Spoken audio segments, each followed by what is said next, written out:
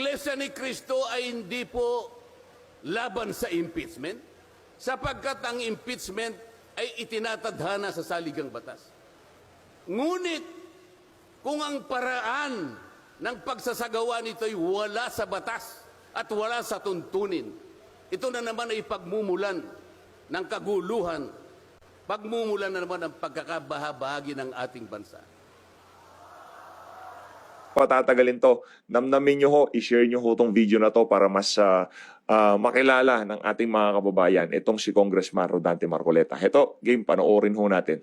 Marcoleta, kumusta ang kondisyon sa bisong sa imong asawa? Dobe? Kung sama ng iyang kuhan, may vaginitis o wa? May baho, karabra. Naloko na!